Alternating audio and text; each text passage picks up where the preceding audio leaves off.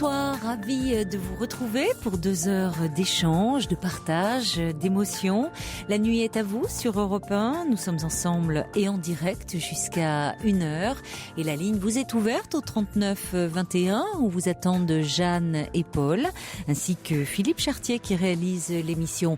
Et bien sûr, vous pouvez également vous exprimer par mail sur le site europe1.fr ainsi que par SMS au 7 39 21 en commençant votre message par le mot nuit.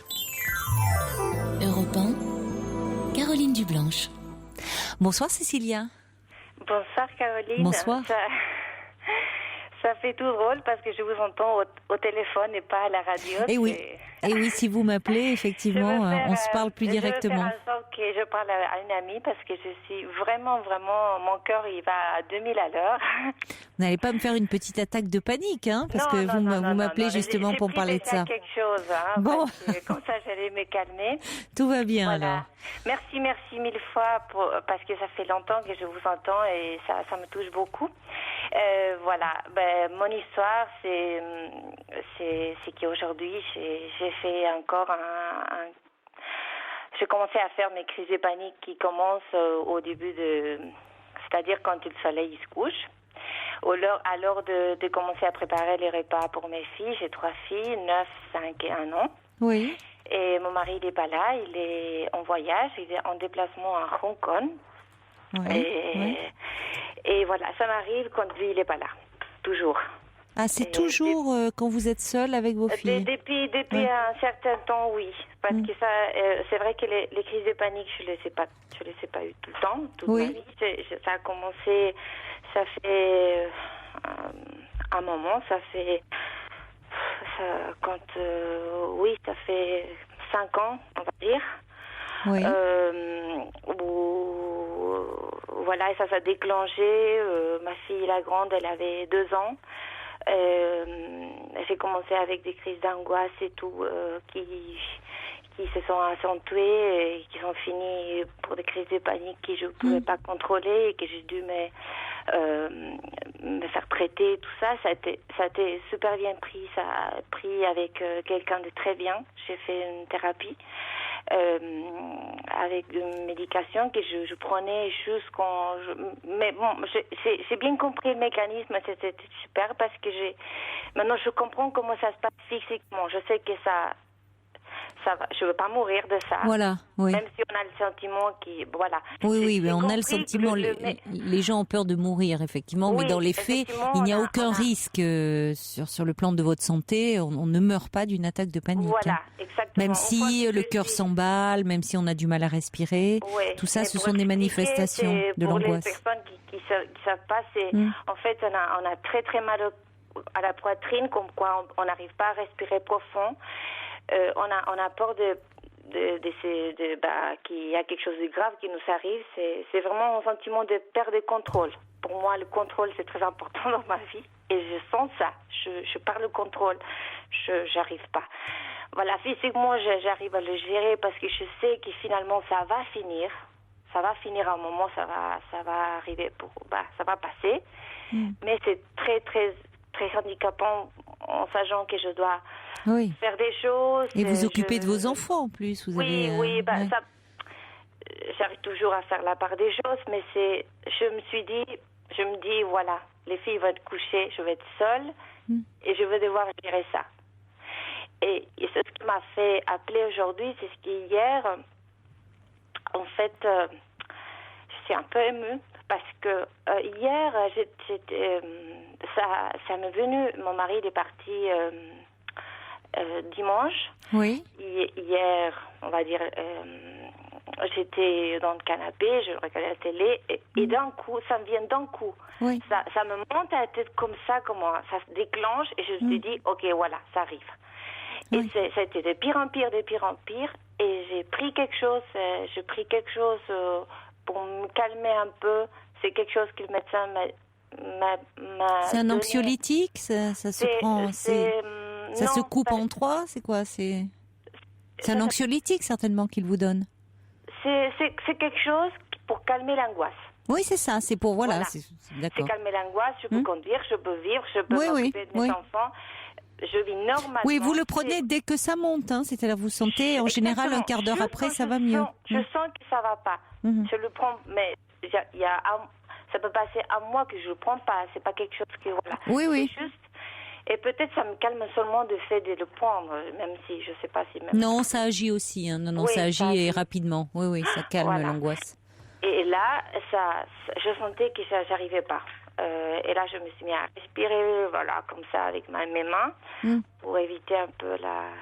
Et j'ai téléphoné ma maman, elle habite à 14 000 km parce que je viens de l'Uruguay. Oui. Et voilà, c'est très loin, mais ma maman, voilà, elle est toujours là. Elle est là pour vous. Oui, et ça, elle pense pas que je suis mal parce que je dis toujours quand mon mari n'est pas là. Mais quand vous l'avez appelée, elle s'est bien rendue compte que vous n'étiez pas bien, que vous aviez certainement le souffle un peu court. Maman, non. Oui, j'ai un petit coup de blues parce que vous me dites, mais oui, voilà, ma chérie, mais. Voilà. Et pourquoi vous étiez si émue quand vous me parliez d'hier, justement? C'est par rapport à cette crise? En fait, j'arrivais pas à sortir de ça et je dis, maman, écoute, on va papoter. Et finalement, ça a passé, mais une fois que j'ai coupé, hop, ça continuait. Et finalement, j'ai téléphoné mon mari, qui comprenait rien parce il s'est réveillé alors avec le décalage horaire, oui, il était. Voilà, oui. Mais j'ai pas dit que je me sentais mal. J'ai dit voilà, ça va et tout. Il me dit mais ça va, mais c'est long, c'est tard. Et ça m'a un peu calmée et j'ai fini pour m'endormir. Et aujourd'hui, on a en fait le petit année de ma petite dernière, qu'elle a 1 an. Mais ma petite, elle a eu un problème cardiaque très très grave. Oui. Et chose qu'on a appris à la naissance. Et on a appris qu'elle devait être opérée du cœur, à cœur ouvert. Et c'est quelque chose qui s'est passé à 6 mois. Ça s'est super bien passé. Ma fille, elle va très très bien. Et aujourd'hui, c'est le jour de cette opération, que pour moi, c'est un peu l'anniversaire de sa vie. Oui. C'est une petite année importante pour nous. C'est une date qu'en fait, bien sûr. Voilà. Oui. On attendait cette date, voilà. Et hier, aujourd'hui, je me suis rendu compte que peut-être c'était un peu ça. C'était la nuit où on était à l'hôpital, on attendait cette opération le lendemain. Et je me suis dit, je parlais à Caroline parce que je comprends pas que comment est-ce que mon corps il se souvient et moi dans ma tête je me souvenais pas qu'en fait c'était cette nuit-là. C'est-à-dire que j'ai tellement enduré dans ma vie de plein de choses. On a vécu un incendie, on a dû remonter la pente de pas mal de choses. Moi, j'habite très loin de ma famille, non. Ah oui, puisqu'elle est en Uruguay, oui. On est une famille très, très soudée, très unie, très soudée. J'ai eu une enfance magnifique et j'adore ma famille. J'ai pas de problème là. Oui. Avec mon mari, ça va très bien. C'est mon mari, c'est ma vie, c'est mes filles, tout va bien.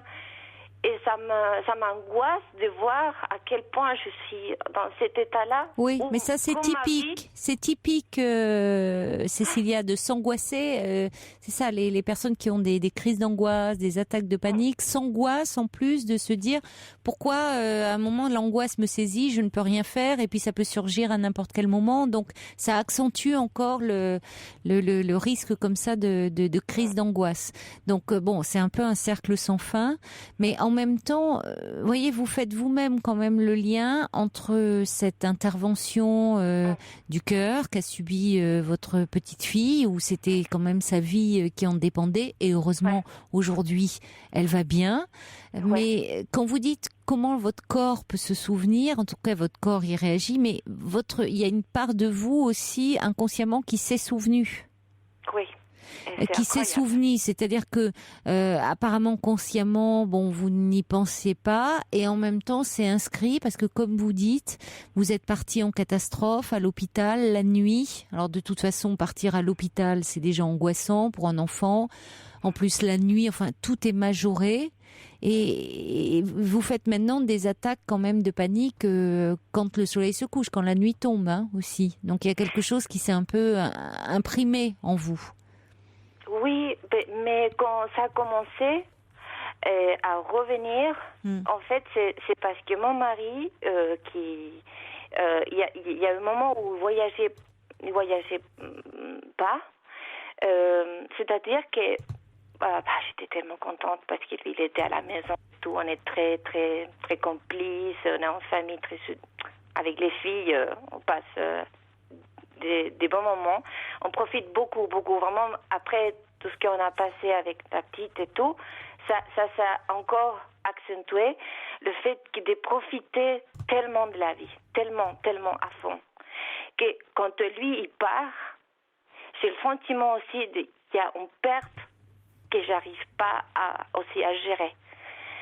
C'est-à-dire que ça a commencé ma vie avec une perte, avec la perte de un peu ma famille, de m'éloigner de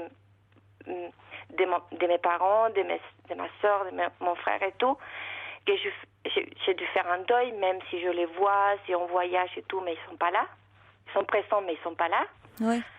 Après, on a eu des soucis, blablabla, comme tout le monde, dans la vie courante, des licenciements, tout ça. Tout va bien maintenant. Et on a eu un gros incendie à la maison. On a tout perdu. La maison, elle est partie.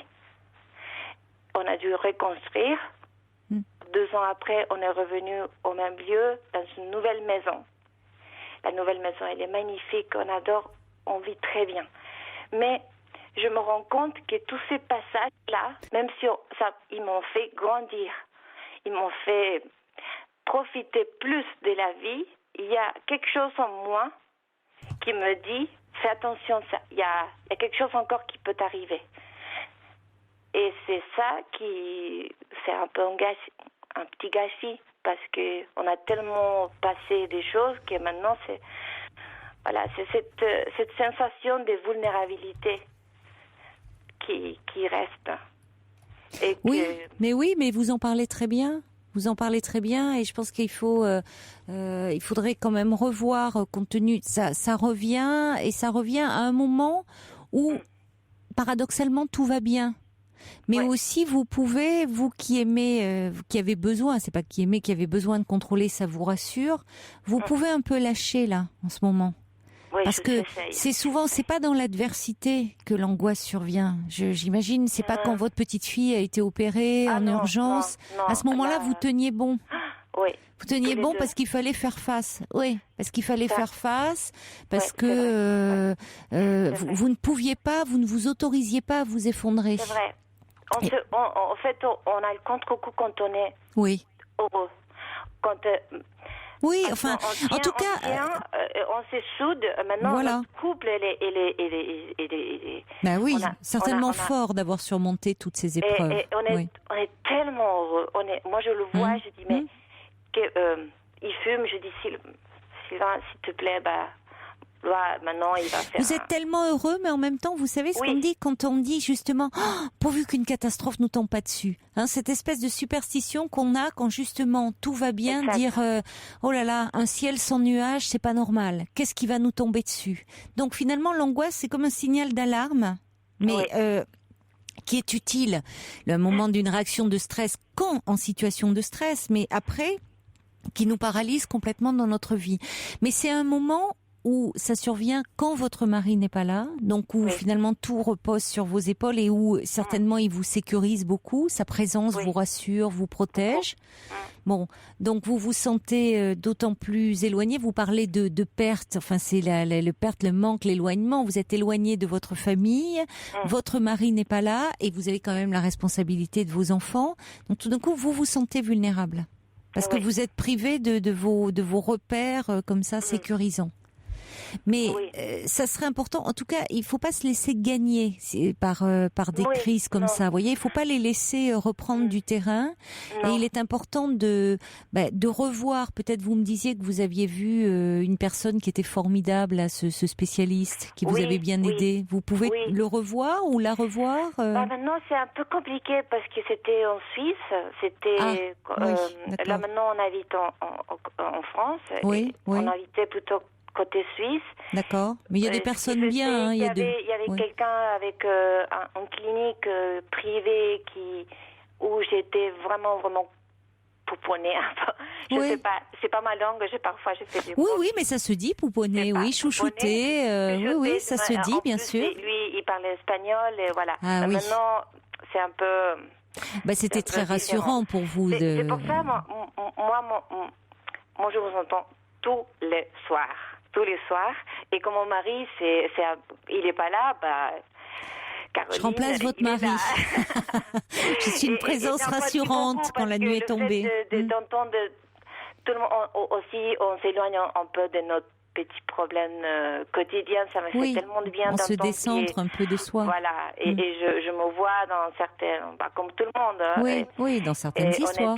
Mais en plus, après ce qui est arrivé à Justine, ma petite dernière, j'ai un besoin profond d'empathie. J'ai pas besoin,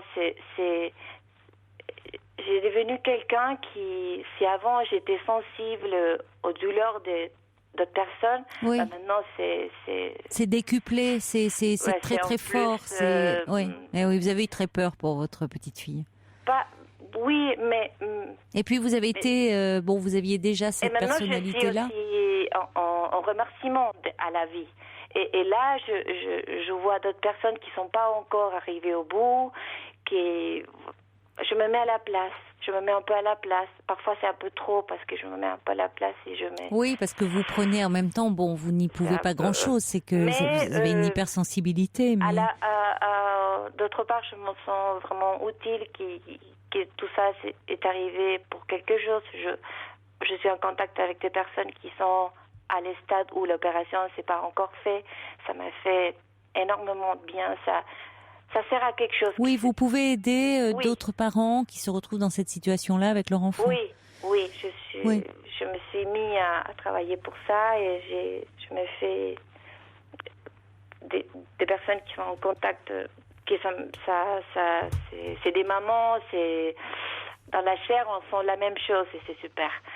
Voilà, si ça sert à quelque chose. Parfois, mais comme vous dites, vous sentez, vous ressentez très profondément les choses. Et il y a quand même, du coup, cette angoisse qui n'a pas pu s'exprimer, ces angoisses de séparation que vous avez pu ressentir quand vous avez été séparés de votre famille. Et puis là, cette peur que vous avez eue de perdre votre petite fille, quand même. Ça s'enracine. C'est toujours la perte. C'est toujours la perte de mon mari. Mais vous savez, la perte, derrière ça, il y a des angoisses la perte, la séparation, dans l'inconscient, c'est aussi lié à des angoisses de mort. Donc, et là, vous les avez vécues en plus par rapport à ce problème cardiaque qu'avait rencontré votre petite fille. Aujourd'hui, elle va bien, mais vous avez dû avoir peur de la perdre aussi. Enfin, donc tout ça s'inscrit. Oui, quand elle est partie. Bien sûr.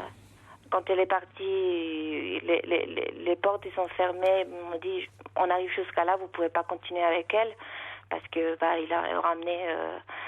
C'était affreux, oui, bien sûr, on aimerait être là jusqu'au bout, accompagner, faire en sorte.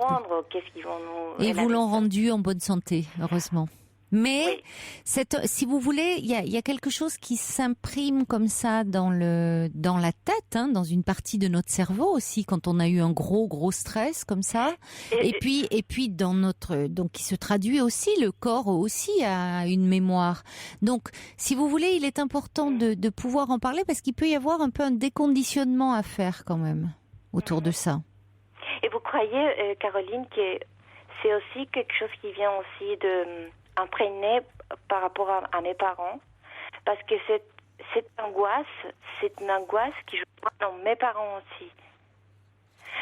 Ma maman, elle a perdu son papa quand elle avait 6 ans, et je la vois qu'elle réagit de la même manière que moi. Et même ma fille, la grande, elle a cette petite touche d'angoisse de perte comme moi.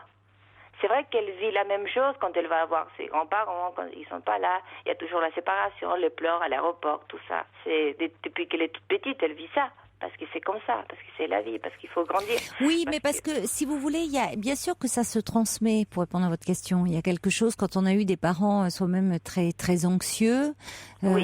la surprotection qu'ils peuvent avoir vis-à-vis de leur enfant, ça va se transmettre à l'enfant. Ça peut faire un enfant plus anxieux. Je lutte contre ça. Oui, et c'est bien parce que si vous voulez, par rapport à vos enfants, le fait d'avoir une maman aussi comme vous anxieuse et tout, il y a des choses qui peuvent se transmettre, mais c'est pas une fatalité. C'est-à-dire que, comme vous dites, vous essayez de prendre sur vous, de travailler là-dessus pour au moins leur transmettre. Alors que votre petite fille pleure à l'aéroport quand elle voit ses grands-parents repartir, bon, ça c'est les départs. Les enfants peuvent être comme ça un peu tristes comme nous. Hein. Elle aimerait les voir plus souvent. En plus, mes enfants, ils sont sensibles comme moi, mais tant mieux, parce que, voilà, ils sont pas... Mais ne vous dites pas que c'est une fatalité, on peut pas complètement éradiquer de sa tête et de son corps l'angoisse. C'est quand même ce qui nous... En tant qu'être humain, tout être humain, dans sa vie, traverse des moments où, évidemment, il va ressentir de l'anxiété, de l'angoisse, de la peur. Pour autant, si vous voulez, on peut en diminuer l'intensité, faire en sorte qu'elle ne soit pas aussi foudroyante, paralysante, enfin, qui vous empêche de vivre un moment que ces attaques de panique. Donc il serait important que vous retrouviez quelqu'un qui vous prescrit le médicament que vous prenez là actuellement. Mon médecin de famille qui me connaît, qui savent, en fait, il m'a prescrit cette boîte que j'utilise, c'est une boîte de, je sais pas combien il y a dans la boîte, je pense qu'il y a 30, mais je peux demander d'ici 6 mois. Hein. C'est pas... C'est comme mon gilet de sauvetage que j'ai là, que je sais que je l'ai là, et quand Sylvain il n'est pas là, voilà, je fais appel. Oui, mais est-ce que, alors voilà, vous savez, mais comme votre mari s'absente quand même assez souvent, ça serait peut-être pas mal d'avoir un lieu où vous pourriez un peu parler là actuellement de tout ça, comme vous le faisiez quand vous étiez en Suisse. Oui. Alors évidemment, là en Suisse, vous aviez quelqu'un qui parlait l'espagnol, votre langue maternelle, c'est quand même plus facile, évidemment. Bon, mais peut-être que vous pourriez demander à votre médecin traitant les coordonnées d'un bon thérapeute, psychiatre, psychologue, enfin, vous voyez, qui pourrait un peu vous accompagner. Parce que l'idée, c'est de comprendre ou de lâcher prise. Les deux.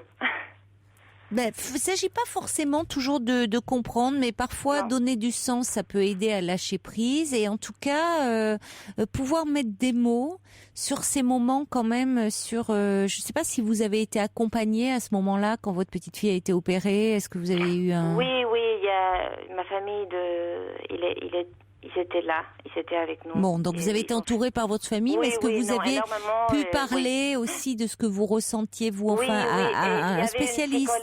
Il y avait une psychologue, d'accord. À l'hôpital spécialisé à l'attention des parents qui font face à des opérations du cœur. J'étais vraiment bien accompagnée. Mais vous savez, parfois ça se traduit dans l'après-coup, donc ça serait pas inutile, je pense, de revoir quelqu'un pour parler. Je peux voir je pourrais voir aussi la dame, cette psychologue magnifique qui nous a suivis, à mon mari et moi, lors de la préparation de cette intervention où on savait qu'elle pourrait mourir. Peut-être elle pourra m'écouter. Oui,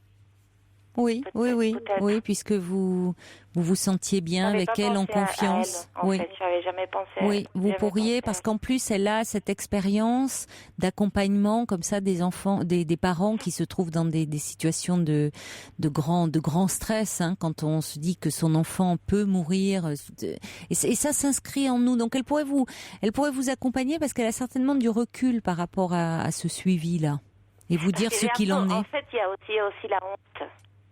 La honte de me dire Justine, elle va bien, arrête. Non, mais j'entends bien parce que vous l'avez dit, on est tellement heureux, tout va bien, mais il y a quelque chose en vous qui persiste de cette angoisse, de cette immense peur que vous avez eue, de cet effroi même que vous avez eu à l'idée de la perdre. Et ça disparaît pas comme ça. On sent que c'est très présent quand vous décrivez tous les moments. Et aujourd'hui, je pleurais de joie, en fait. Je pleurais de joie, mais j'en ai pleuré pas mal aujourd'hui. Oui, mais c'est parce que vous pleurez, ou vous pleurez parce que aujourd'hui, bon, vous êtes soulagé, mais il y a quelque chose où du coup vous lâchez aussi. Et je pense qu'il est important que ça puisse se dire et s'exprimer. Et peut-être justement aussi que vous puissiez pleurer parce que vous n'avez pas pu le faire, en tout cas au moment où ça s'est passé, parce qu'il fallait aussi que vous soyez forte pour elle, hein, que ses parents ne pas trop lui communiquer votre angoisse et tenir votre rôle, aussi, et même pour vos autres enfants, bien sûr, bien sûr. On les a tirés vers le haut parce qu'il fallait les amener même à la voir aux soins intensifs. Et moi, je pleurais, mes filles me voyaient et je disais, tu sais, les mamans, parfois, ils ont envie de pleurer parce qu'il n'y a plus rien on a envie, comme les enfants, c'est normal, on pleure parce qu'on a peur. Oui. C'est normal, on a peur. Mais en même temps, vous voyez, il fallait, et heureusement que vous avez pu le faire, tout en vous laissant aller à votre tristesse, à votre peur, rassurer aussi vos enfants. Alors qu'aujourd'hui, vous pouvez d'autant plus lâcher qu'elle va bien, votre petite fille. Oui, elle est tirée d'affaire, elle est sortie d'affaire. Mais du coup, vous lâchez un peu. Vous lâchez et justement, là, vous êtes plus dans le contrôle. Donc, l'angoisse, elle vous submerge. Mais c'est peut-être aussi une réaction, je trouve, assez saine de pouvoir tout ce qui n'a pas pu être dit, exprimé, que vous avez dû garder en vous, enfouir en vous, que ça ressorte parce que ça montre qu'il y a quelque chose qui agit. Vous savez, l'angoisse, c'est un peu comme quand on a c'est un peu ce qu'est la fièvre à notre corps, hein. Quand on a de la fièvre, ça signifie qu'il y a quelque chose. Le corps, il a le droit de réagir comme ça. Hein. Oui, mais l'angoisse, c'est vraiment c'est psychique avant tout, même si ça se manifeste dans le corps. Donc, si vous voulez, quand on a de la fièvre, notre corps nous indique qu'il y a quelque chose, il y a un problème. Il faut aller voir ce qu'il y a derrière. Pourquoi il y a de la fièvre? L'angoisse, c'est aussi ça. Ça vient nous dire, quand elle est trop intense, comme ça, qu'il y a quelque chose qui nous fait souffrir, qui reste douloureux. Donc, c'est important d'en parler. Oui, parce que en fait aussi, l'autre jour, ça m'est arrivé que je communiquais avec cette maman qui est devenue une amie d'une petite fille qui va être opérée bientôt, qui a été déjà opérée, mais que ça s'est mal passé, mais maintenant ils vont réopérer, voilà. Ils ont découvert qu'elle avait la même pathologie que ma fille quand elle n'était pas encore née. Et elle avait un peu baissé les bras, elle savait pas, et on a commencé à communiquer. Je dis non, regarde, j'ai envoyé des photos de Justine, tu sais, ça peut bien se passer, tu vas voir. En fait, je suis forte aussi pour les autres.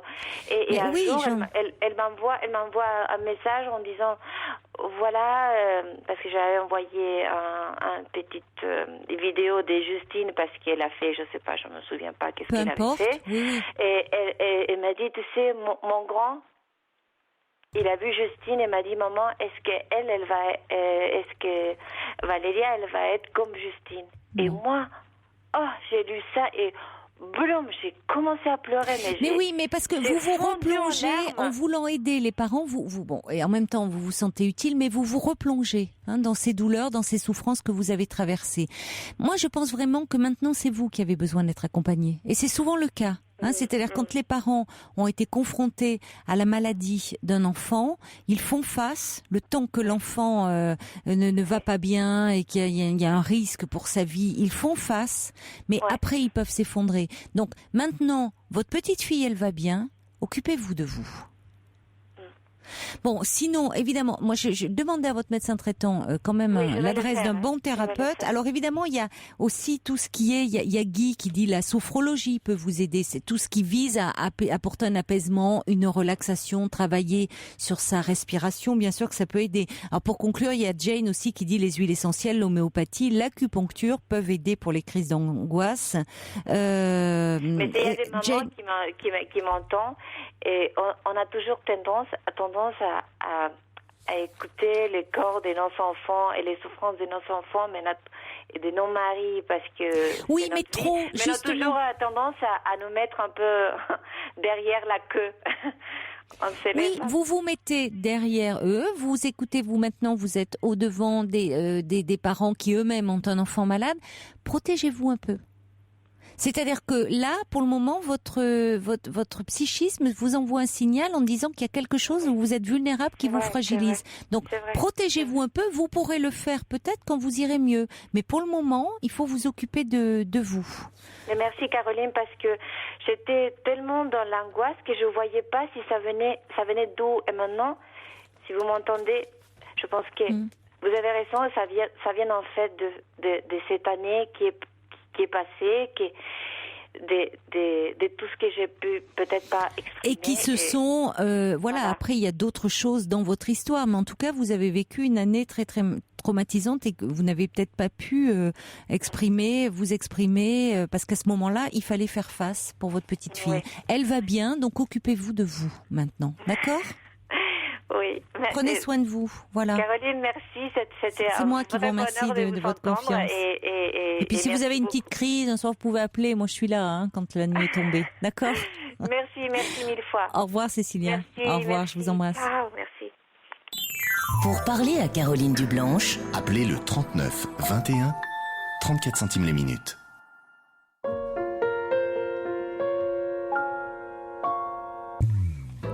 Pour dialoguer avec Caroline Dublanche, envoyez nuit suivi de votre message par SMS au 7 39 21 65 centimes plus coût d'un SMS. Europe 1. Alors, des messages qui arrivent par mail sur le site europe1.fr pour Cécilia qui nous parlait de ces attaques de panique. Martine dit « Je comprends très bien ce que vit Cécilia parce que je vis ces crises de panique quand mon mari part en mer pour des mois, quand la nuit tombe et depuis que mes 3 enfants ont quitté la maison. Cela passe parfois avec un tranquillisant et en téléphonant à un proche quand c'est possible. Ce n'est pas facile à gérer, c'est inconscient, une sensation d'être seule, abandonnée qui vient de loin. » Ma pauvre Martine, c'est la solitude des femmes de marins, ça. Il y a également Cécile qui dit « J'ai vécu d'énormes angoisses pendant des années, après avoir tout essayé, homéopathie, auriculothérapie et acupuncture m'ont guéri définitivement. Courage !» Et on accueille... il y a Laurence qui dit « J'ai eu les mêmes problèmes de crise d'angoisse. J'ai fait une séance d'acupuncture et tout a disparu. C'est vraiment super. » Si c'est en une séance, pourquoi pas, de toute façon, il faut essayer tout ce qui est, effectivement, tout ce qui peut apporter une détente, une relaxation. Pourquoi pas l'acupuncture, des choses comme ça. Je pense que quand on est vraiment dans l'attaque de panique, l'acupuncture peut pas faire grand-chose. Mais en traitement de fond, pourquoi pas. On va accueillir Anne. Bonsoir Anne. Bonsoir. Bonsoir. Oui, donc je voulais parler du deuil de ma grand-mère que j'arrive pas à faire. Donc, voilà. Elle est morte il y a 9 mois. Oui. De la maladie d'Alzheimer. Voilà, donc je m'en suis beaucoup occupée, durant... sa maladie a duré. Vous pouvez bien parler dans votre combiné. J'ai un petit souci de liaison téléphonique, là. Je vous entends pas très bien. Je vais tenter. C'est-à-dire, vous parlez bien dans le combiné, quoi. Voilà. Donc, je vous disais qu'elle était malade depuis 5 ans et que donc j'ai vécu la dernière année avec elle, chez elle. Qu'il fallait en fait quelqu'un jour et nuit avec elle, parce que bien évidemment cette maladie. Et c'est vous qui... Comment se fait-il que ce soit vous qui vous occupiez d'elle ? Vous étiez très très proche de votre grand-mère ? Oui. Et puis au départ, ma mère s'en est beaucoup occupée aussi, mais elle étant malade dépressive également, et puis accessoirement alcoolique aussi. À un moment, elle ne pouvait plus assumer en fait la dégradation, puisque c'est ça dont on parle, de sa maman. Donc voilà. Donc au début, moi, je suis allée chez ma grand-mère vivre là-bas pour fuir le contexte familial qui était assez terrible. Et puis après, je me suis vite aperçue que de toute façon, ma présence auprès de ma grand-mère était plus qu'indispensable, puisque la maladie suivait son cours. Oui. Et votre grand-mère avait été très présente dans votre histoire à vous, Anne, parce que vous dites que votre mère, avec son problème d'alcool, est-ce qu'elle était en mesure de s'occuper de vous véritablement ? Est-ce que c'est votre grand-mère qui avait pris le relais ? Bon, plus ou moins, oui. Enfin, souvent, elle venait... on a toujours essayé d'hospitaliser, de faire hospitaliser ma mère, de la faire soigner, etc. Donc, c'est vrai que j'allais souvent me réfugier chez ma grand-mère, puisque de toute façon, elle habitait dans la même rue que ma mère. Oui. Donc, oui. Puis bon, après l'école, plus directement chez ma grand-mère. Oui, vous vous sentiez bien en sécurité chez elle. Oui, oui. Oui, donc votre grand-mère a fait un peu, a tenu lieu de mère un peu pour vous, de personnage maternel quand même, de cette présence comme ça, rassurante, réconfortante. Oui. C'est encore plus compliqué que ça, puisque moi j'ai tenu aussi le rôle de maman par rapport à ma petite sœur aussi. Donc, c'est des rôles qui ont été inversés. Mais vous aviez peut-être justement besoin d'un adulte, vous, qui s'occupe de vous, si votre mère n'était pas en mesure de le faire, et votre père non plus. Ben non, papa fuyait le contexte familial. Donc, j'étais seule. Il y avait ma grand-mère et puis et ma petite sœur à m'occuper, puisqu'à l'époque elle avait, 4 ou 5 ans, je crois. Ouais. Donc, et quand vous dites que vous n'arrivez pas, à faire le deuil de votre grand-mère, c'est-à-dire comment vous vous sentez là? Vous avez l'impression que vous n'arrivez pas à avancer dans votre vie, que la tristesse vous submerge? Qu'est-ce qui se passe? La tristesse me submerge beaucoup, oui, souvent le soir d'ailleurs. Maintenant que j'ai pris mon indépendance, je suis loin de mes amis. Enfin, ça fait une vingtaine de kilomètres. Enfin, c'est quand même, pour moi, c'est quand même loin, quoi. C'est pas facile. Et puis, oui, non, j'arrive pas à me défaire de cette année que j'ai passée avec elle. Je me dis, j'étais pas la seule. Il y a ma sœur aussi qui a beaucoup aidé à ce qu'elle reste chez elle jusqu'au bout. Et quand vous dites que vous n'arrivez pas à vous défaire de cette année, c'est-à-dire cette année, elle a dû être éprouvante. Oui. Ben oui, parce que j'étais d'une part en formation une partie en formation pour être aide médico-psychologique. Et en plus, après, j'ai choisi un stage qui était justement pour m'occuper des personnes âgées atteintes de troubles cognitifs type Alzheimer, comme ma grand-mère. Donc, est-ce que c'est un hasard ou pas? J'en sais rien, mais... bon, bah non, c'est pas un hasard. J'allais en stage, et puis de toute façon, le soir, je retrouvais le même type de personnes, quoi. Et puis... je travaille toujours, de toute façon, avec les personnes Alzheimer. J'aime ça, et puis... oui, mais c'est pas évident, c'est pas la même chose que votre grand-mère avec qui vous aviez ce lien si privilégié. Non, c'est pas pareil, non.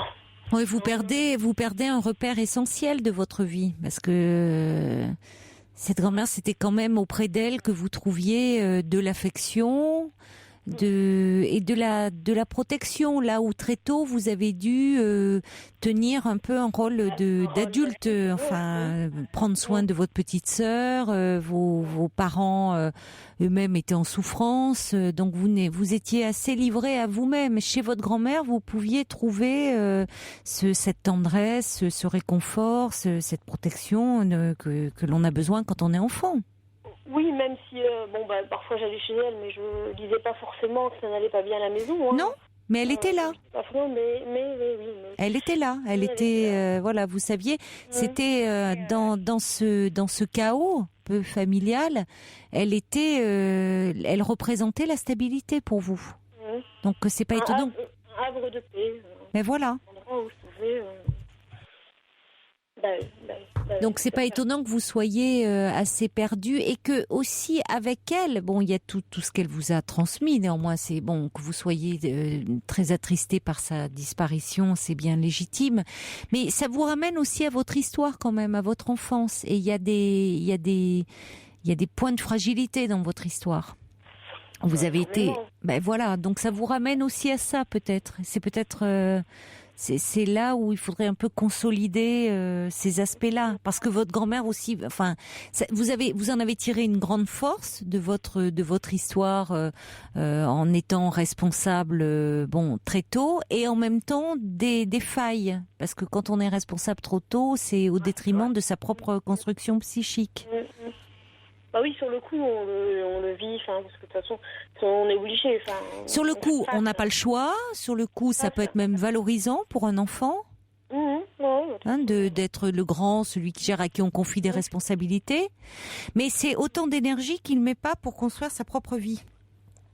Oui, tout à fait. Oui, parce que s'il y a bien un moment où on a besoin d'être sécurisé, protégé, entouré, c'est dans l'enfance. Après, si vous voulez, normalement, on est suffisamment autonome pour arriver à prendre soin de nous par nous-mêmes et pas se reposer sur quelqu'un. Le mot sécurisé me parle beaucoup parce que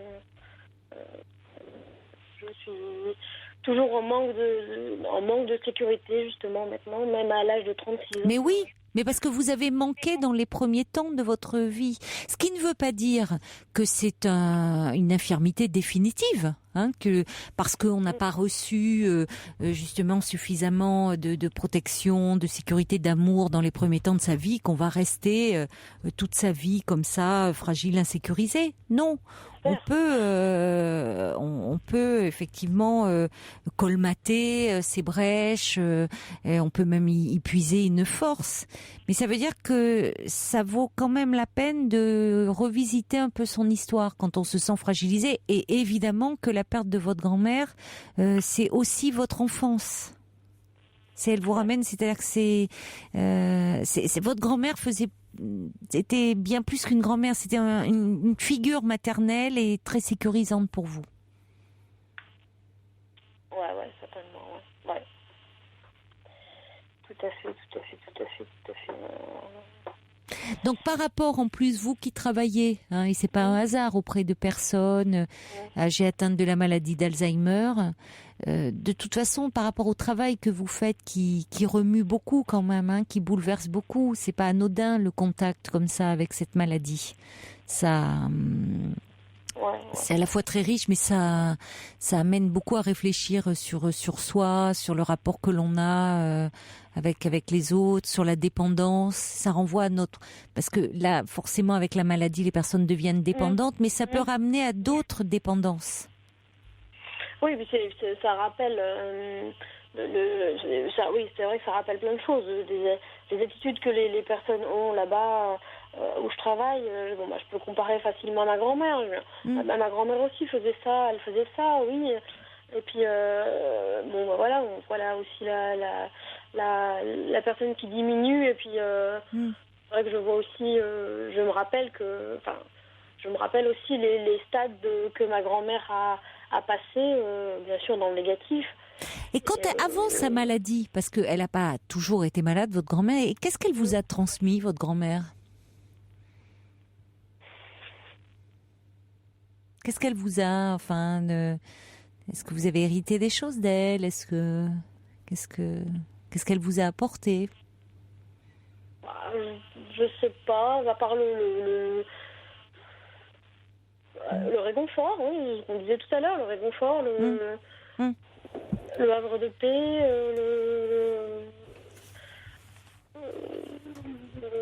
voilà, je savais que je pouvais aller dormir chez elle quand je voulais, aller manger le mercredi chez elle, voilà, ce qu'on fait avec une grand-mère, quoi, classique. Voilà. Bon. Je pense que, y compris par rapport à votre métier et par rapport à votre histoire, pourquoi ne pas en parler un peu, vous faire accompagner, ça permettrait, parce que par rapport à cette histoire de vie, cette trajectoire, là, votre enfance et autres, vous n'en avez jamais parlé à personne ? Oh si, j'ai été suivie longtemps quand j'étais à la fac, donc ça date, mais là je suis suivie encore, depuis 4 ou 5 ans, je crois, par une psychiatre libérale. Et voilà, ça avance comme ça avance, quoi. Mais bon. Et vous êtes en couple aujourd'hui ? Vous avez des enfants ? Ah non, je suis seule. D'accord. Voilà. Comment ça Voilà, se fait voilà. Vous soyez seul, comme vous dites. Je crois que dans un sens, la solitude m'arrange, et puis dans un sens, je réclame autre chose, mais quand je veux pas bien, forcément, je ne veux pas voir les gens. Je n'aimerais pas qu'on me revisite. Et puis, à défaut, quand je vais bien, je me dis, mais personne vient me voir, donc c'est un peu compliqué, quoi. Bon, parce qu'il faut vous occuper de votre vie maintenant, hein, quand même. C'est important, ça. Oui, Vous voyez, vous êtes une jeune femme de 36 ans, il faut vous occuper. Vous êtes beaucoup occupée des autres. Vous êtes occupée, on vous a chargé très tôt de vous occuper de votre petite sœur, ce qui n'était pas votre rôle, mais bon, c'était comme ça. Après, vous êtes beaucoup occupée de votre grand-mère et on comprend parce qu'à quel point elle a compté pour vous. Mais il faudrait vous occuper, je dirais, avec autant de sollicitude, d'amour, de tendresse. Il faudrait vous occuper de vous de la même façon que vous vous êtes occupée de votre grand-mère. En y mettant autant d'énergie, et je pense que c'est peut-être aussi ce que votre grand-mère voudrait pour vous, que vous vous occupiez de vous maintenant, que vous preniez soin de vous. Ouais. Et parce que votre grand-mère, elle a eu sa vie. Elle a eu une vie bien remplie. Bon, malheureusement, cette maladie est terrible. Et ça, cette fin de vie a été difficile. Mais votre grand-mère, elle a eu une vie bien remplie. Elle a eu des enfants, des petits-enfants. Elle a pu bien profiter de vous. Vous avez été présente, vous l'avez accompagnée jusqu'au bout. Vous avez fait tout ce que vous pouviez faire pour elle. Vraiment. Oui, Donc maintenant, elle repose en paix. Et il est important que vous vous occupiez de votre vie. Vous voyez, je dois la laisser partir. Oui. Parce que... Oui, parce que là, voilà. Ça vous fait souffrir de rester dans un lien qui... Bon, alors, il y a à travailler sur vous pour construire votre vie. Parce que c'est malheureusement, c'est dans l'ordre des choses que les premiers deuils que l'on a à faire sont nos grands-parents, même si cette grand-mère représentait bien plus pour vous qu'une grand-mère. C'était vraiment une figure maternelle très importante.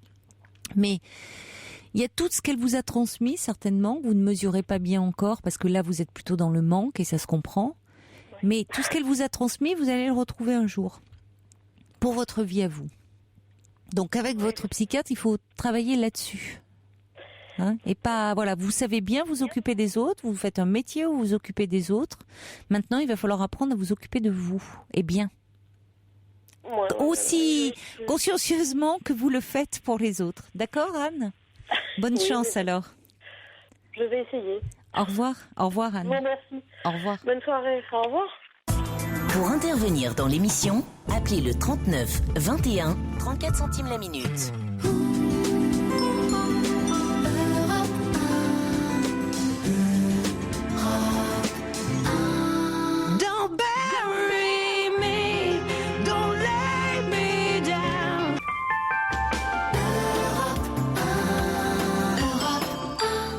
Nous sommes ensemble en direct jusqu'à 1h. La ligne est ouverte au 39 21 pour me parler de vous.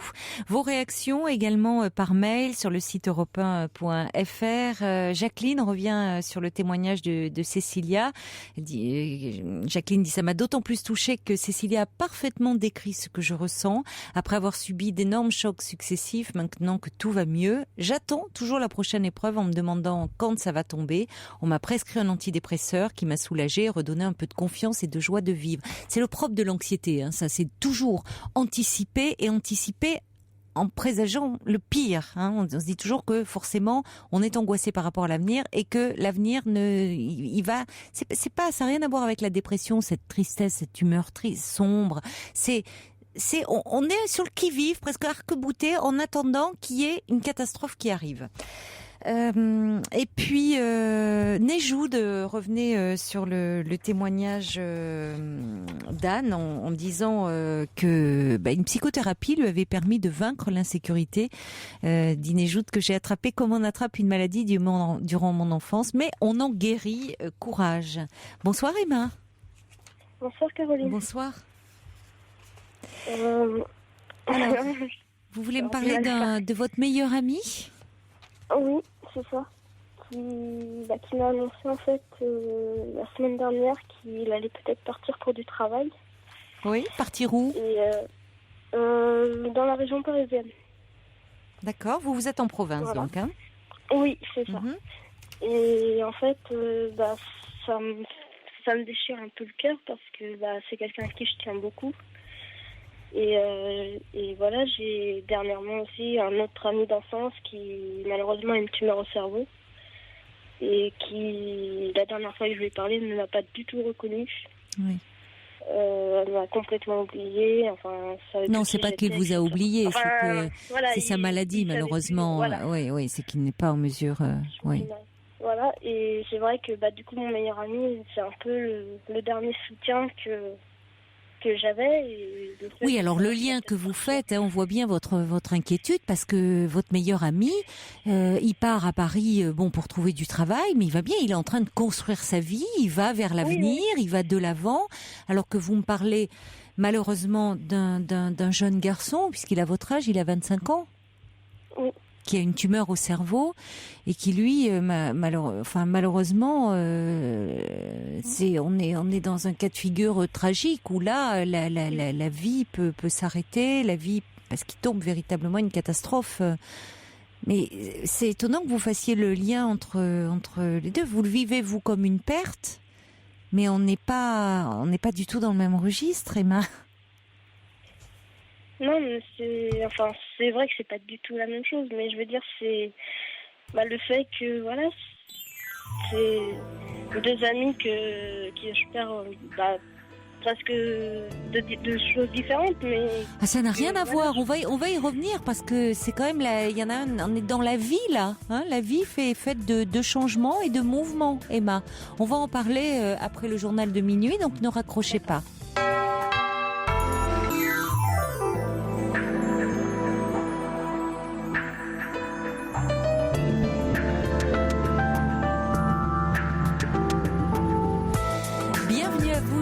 Rejoignez sur Europe 1, cette émission est la vôtre. Vous pouvez y parler de vous en toute liberté et sans tabou en appelant le 39 21.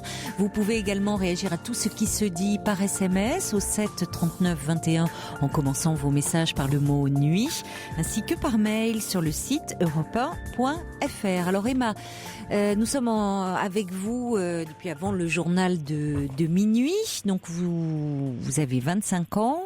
Vous êtes un peu triste parce que votre meilleur ami, depuis 2 ans, vous a récemment appris qu'il allait peut-être partir en région parisienne pour du travail. Et alors, parallèlement, vous faisiez un parallèle un peu surprenant, mais vous avez un autre ami, malheureusement, qui a une tumeur du cerveau et son état se dégrade. Bon. Donc, vous vous sentez, c'était 2 amis proches. C'est 2 amis proches. Hein, oui, c'est 2 amis très proches, ouais. Bon, alors ce que je vous disais, c'est que le parallèle pouvait surprendre, si ce n'est que vous vous sentez seul en ce moment. Oui, je me sens assez seule parce que la situation avec mon ami qui a une tumeur est très dure à porter. Le fait que j'ai pas de travail à côté non plus, donc du coup toute la journée je me ressasse ça et voilà, et du coup, le seul soutien que j'ai un petit peu, c'est mon meilleur ami. Mais je comprends très bien que c'est un parallèle étrange, mais c'est que vous vous sentez seul, vous vous sentez un peu perdu dans votre vie en ce moment. Donc ce meilleur ami... il est là pour me redonner un peu de courage et vraiment me rebooster Bon. Me dire de me battre. Mais vous voyez que lui, dans sa propre vie, il s'éloigne, il va à Paris, il a trouvé un travail. Donc bon, c'est aussi, il est dans une dynamique que vous pouvez aussi acquérir. C'est-à-dire que l'important pour vous, c'est que vous dites vous n'avez pas de travail, que vous ayez un projet. Vous cherchez dans quoi ? Plus dans le secrétariat, mais c'est vrai que même la vente, ça m'intéresserait bien, quoi. C'est 2 secteurs. Ça n'a rien à voir, oui. Qui n'ont rien à voir, mais... Vous avez une formation ? Oui. Qu'est-ce que vous avez fait ? J'ai fait un BEP et un bac pro en secrétariat et un BTS assistante de gestion. D'accord. Donc, Et alors vous cherchez, vous avez déjà travaillé, vous avez perdu votre emploi ou vous êtes en recherche d'emploi? Oui, j'ai déjà travaillé et j'ai perdu mon emploi. Donc là, c'est vrai que j'ai quelques pistes pour travailler dans de la vente de cosmétiques. D'accord. Bon. Donc voilà, c'est vrai que c'est un secteur qui m'est complètement étranger, mais en même temps, je me dis peut-être pour justement essayer de me rebooster, de reprendre confiance en moi, ça peut être pas mal aussi, quoi, du coup. C'est bien, oui, si vous, comme vous dites, la journée, vous ruminez, vous n'êtes pas bien, donc ça serait pas mal que vous remettiez le pied un peu à l'étrier, là. Aussi, parce que c'est vrai que c'est un peu déprimant de rester sans projet. Ouais. Hein? Alors en plus, là, vous voyez beaucoup, j'imagine, avec votre meilleur ami. Il doit partir quand? Oui.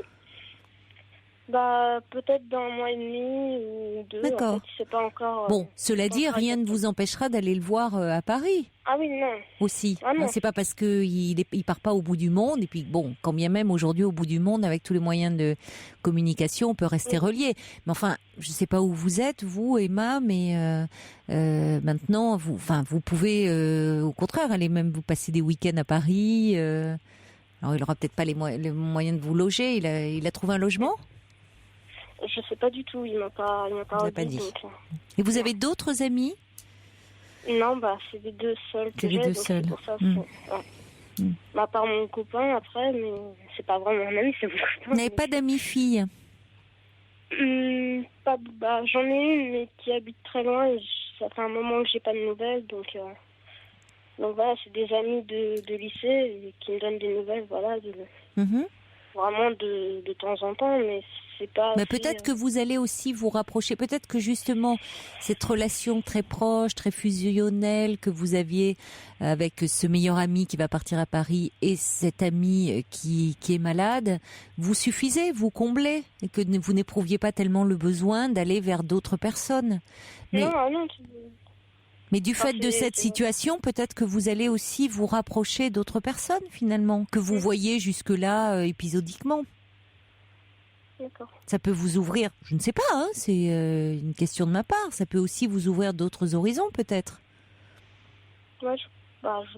Je sais pas du tout, je suis un peu perdue pour tout vous dire. Oui.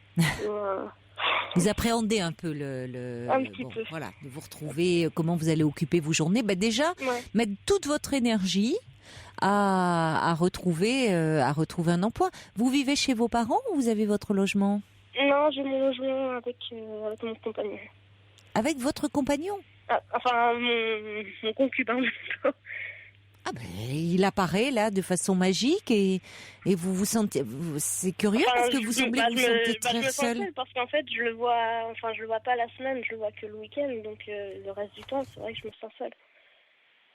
Ah oui, il a l'air très, oui, on dirait pas que je pensais que vous étiez seule, moi. Vous voyez, j'ignorais que vous aviez, même si vous le voyez le week-end, enfin, il est là quand même, il est dans votre vie, non? Oui, oui, oui. C'est pas bon. Oui, vous avez du mal à être seule, hein? C'est-à-dire qu'il vous avez besoin de la présence physique pour. De quelqu'un, Vous avez du mal vous savez pas trop bien vous occuper de vous. Il faut que vous y avez quelqu'un à côté qui vous booste un peu, parce que là c'est assez frappant quand même. Vous me parlez de votre petite amie qui apparaît comme ça. Vous voyez, je pensais que soit vous étiez chez vos parents, ou soit vous aviez un logement à vous. Mais même ce petit ami, si du fait de son travail il n'est pas là la semaine, vous pouvez vous appeler, vous savez qu'il pense à vous. Vous pensez à lui, vous savez qu'il pense à vous. C'est pas être seul, ça. Ouais, mais je sais pas, j'ai besoin d'avoir quelqu'un, d'avoir quelqu'un de physique à côté de moi. Je sais pas si ça peut, je sais pas si ça peut être dû au fait que quand j'étais à l'école ou quoi, j'étais pas mal rejetée et du coup j'étais souvent seule Et pourquoi vous étiez rejetée à l'école? Qu'est-ce qui se passait? Parce que voilà, je m'habillais pas forcément comme les autres, j'avais pas les mêmes moyens financiers que les autres, voilà, et excusez-moi. Oui. Les larmes qui montent. Vous avez vécu oui, c'était difficile la scolarité pour vous. Vous avez vécu du rejet. Ouais. Mm. Même de la part de mes parents, par moment, et du coup, c'est vrai que... Pourquoi de la part de vos parents? Ça se traduisait comment? Je sais pas, c'est... Voilà, quand par exemple, ramener un bulletin de notes, Oui. et prendre le temps de le regarder, oui, c'est bien, voilà. Même si Oui, j'avais vous n'étiez des pas mauvaises plus notes, félicité, récompensé parce que vous aviez un bon bulletin de notes. C'est comme voilà. si ça ne comptait pas. Non, voilà, c'est ça. Et dès que j'essayais de faire quelque chose et que même si j'arrivais pas, c'était tout de suite, ah oui, mais de toute façon, t'es bonne à rien, t'arriveras jamais à rien dans la vie et tout. Et à force de l'entendre, c'est vrai que quand Vous on l'avez est jeune, cru. on se dit, j'ai fini par le croire, ouais. Oui, vous avez fini par le croire. Ouais. Vous étiez fille unique, Emma, ou vous avez des frères et Non, sœurs? non, j'ai des frères et sœurs et je suis l'aînée, c'est d'autant plus... je suis l'aînée, donc... Oui, c'est d'autant plus, vous vouliez me dire? C'est d'autant plus, ça m'a d'autant plus blessée parce que du coup, dans ma tête, je me suis toujours battue pour avoir de la reconnaissance, ne serait-ce que de mes parents ou des frères et sœurs, et de se dire, voilà, je suis un modèle, mais en même temps, je me fais démolir, Oui, c'est paradoxal. Voilà. C'est-à-dire qu'on vous demandait d'être le modèle en tant qu'aîné, et en même temps, tout ce que vous faisiez, on vous renvoyait une image de bon à rien. Ouais. Donc c'est d'autant plus précieux pour vous cette amitié où vos amis vous témoignaient beaucoup d'affection et vous vous sentiez reconnu par eux, aimé pour ce que vous étiez. C'est ça. C'était un peu comme une deuxième famille, quoi. Oui, bien sûr, oui. C'est un peu l'affection que j'ai jamais eue en étant enfant, et l'adolescence que j'ai jamais eue, etc. quoi. Donc. Oui.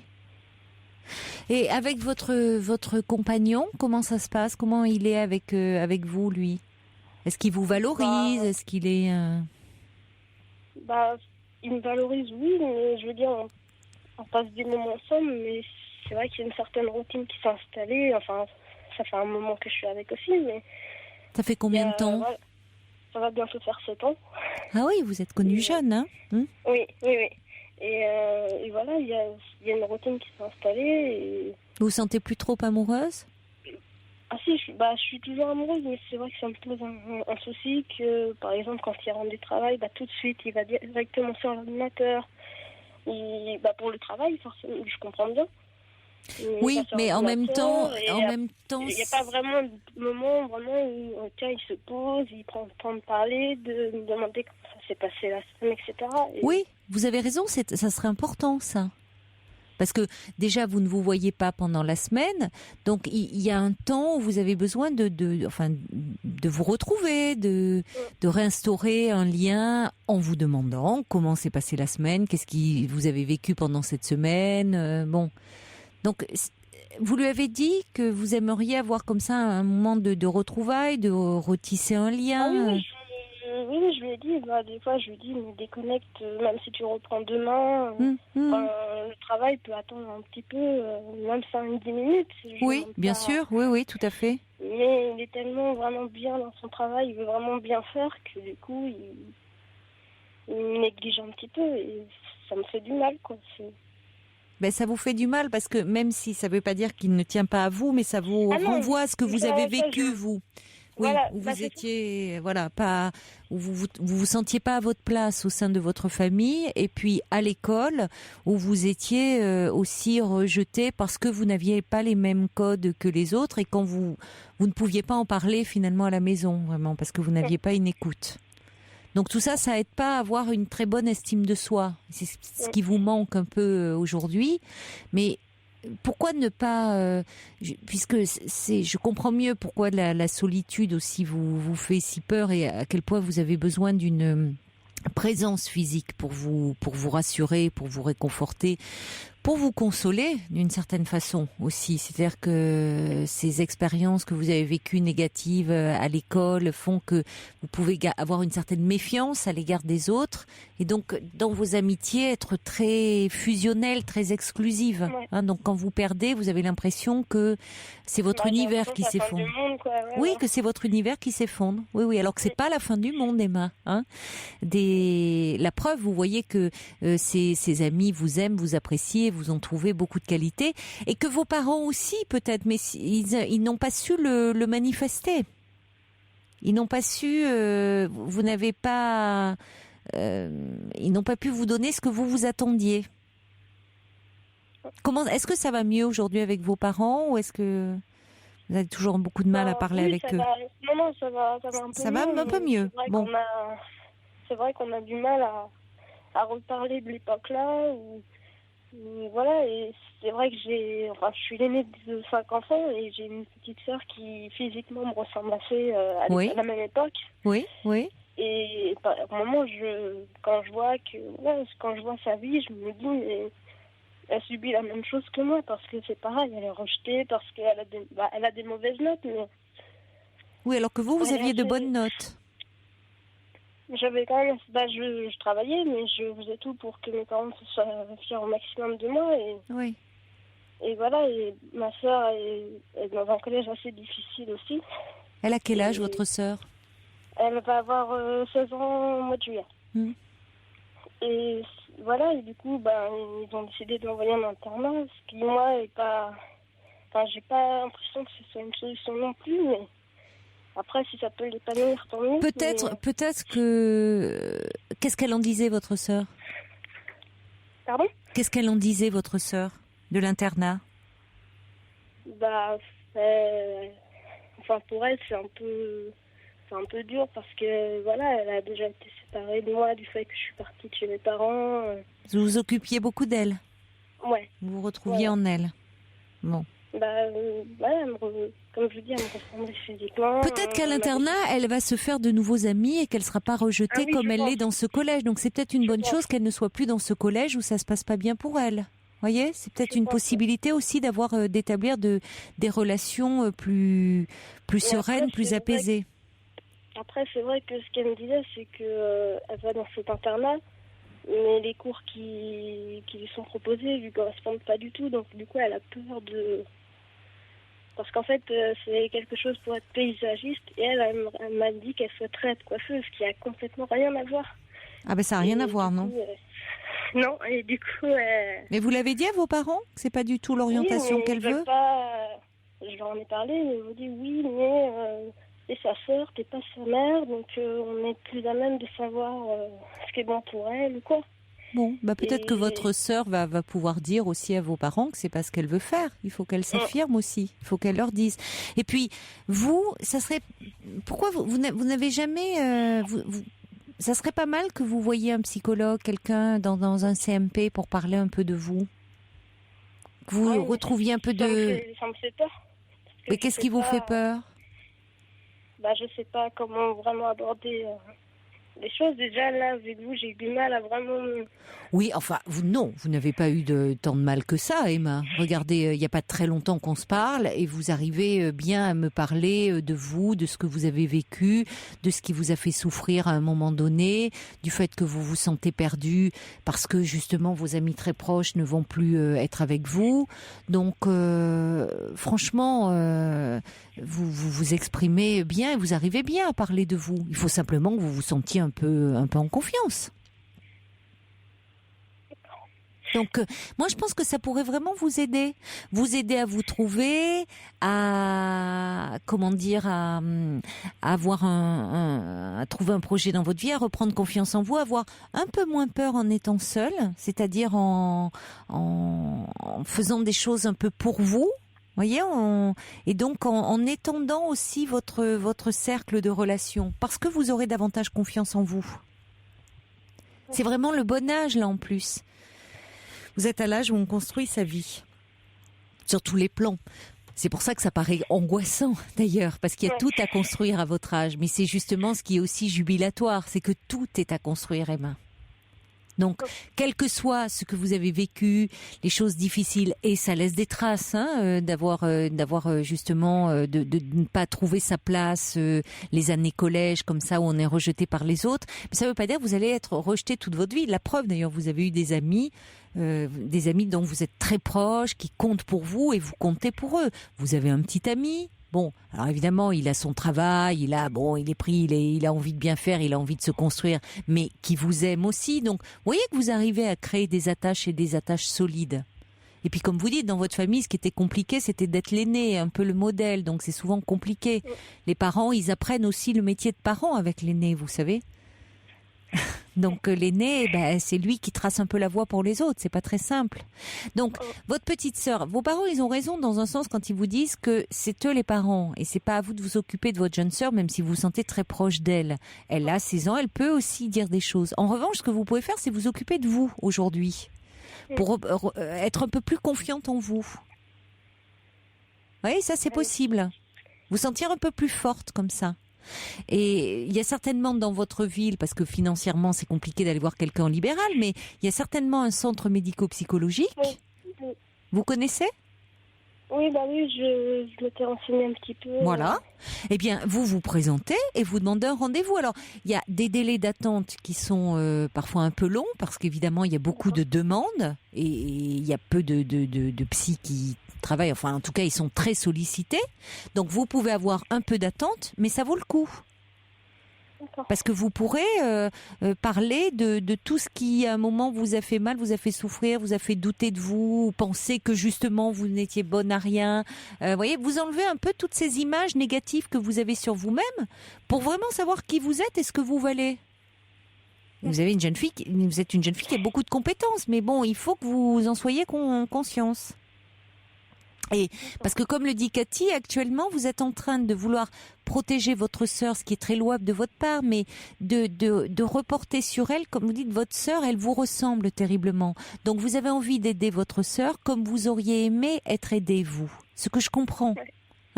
C'est-à-dire que votre sœur, si elle subit du rejet, des violences et autres, oui, vous avez raison, là il faut en parler. Il faut vous faire le porte-parole et dire qu'il y a des choses qui ne vont pas et qu'à ce moment-là, on peut en parler. Là, elle va être dans un internat. Donc déjà, vous voyez, vos parents s'en sont occupés. Ils ont entendu qu'il y avait un problème. Bon, donc déjà, elle peut être dans un nouvel endroit où elle va être plus protégée. Mais maintenant, il faut vous occuper de vous comme vous voulez vous occuper de votre sœur. D'accord. D'accord ? Et finalement, le fait, vous voyez, cet ami qui va à Paris, vous ne le perdez pas. Vous allez vous voir, vous allez rester en contact. Ça va vous permettre, comme vous allez être un peu plus seul, d'en faire quelque chose et de vous occuper de vous. D'accord. Donc prenez rendez-vous avec un CMP. Vous allez voir, ça va vous ouvrir beaucoup de portes. Ok, très bien. Merci Emma de votre appel. Et puis vous pourrez me donner de vos nouvelles si vous souhaitez. Oui, pas d'accord. Au revoir Emma, je vous embrasse. Au revoir. Au revoir. Merci, au revoir. Caroline Dublanche sur Europe 1. Toutes vos confidences au 39 21.